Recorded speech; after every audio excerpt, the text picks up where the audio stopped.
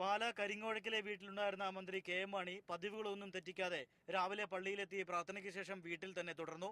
മകൻ Jose K Mani M പിയും Kerala Congress M നേതാക്കളും രാവിലെ തന്നെ വീട്ടിലെത്തിയിരുന്നു. 11 മണിയോടെ ബാർക്കോഴയിൽ വിധി തിരിച്ചടിയെന്ന വാർത്തകൾ എത്തിയതോടെ മന്ത്രി മാണിയുടെ വീട്ടിലുണ്ടായിരുന്ന പ്രവർത്തകർ മൗനത്തിലായി. തുടർന്ന് പ്രതികരണത്തിനായി കാത്തുനിന്ന മാധ്യമപ്രവർത്തകർക്കിടയിലേക്ക് കെ എം മാണി എത്തി. തുടരന്വേഷണത്തിനുള്ള വിജിലൻസ് കോടതി വിധിയെ സ്വാഗതം ചെയ്യുന്നു.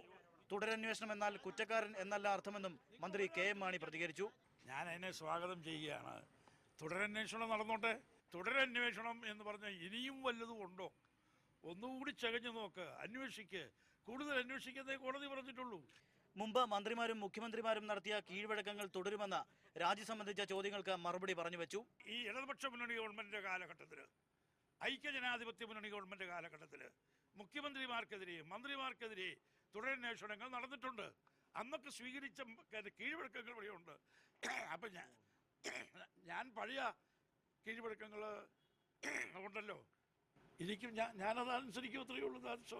തിരക്കിട്ട തെരഞ്ഞെടുപ്പ് പ്രചാരണ പരിപാടികളിലേക്ക് മന്ത്രി കെ എം മാണി പിന്നീട് പുറപ്പെട്ടു.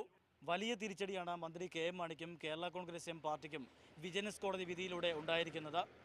തദ്ദേശ തെരഞ്ഞെടുപ്പിന് ദിവസങ്ങൾ മാത്രം ബാക്കി നിൽക്കെ അണികൾക്കും വോട്ടർമാർക്കും വ്യക്തമായ വിശദീകരണം ഇനി പാർട്ടി നേതൃത്വം നൽകേണ്ടി വരും.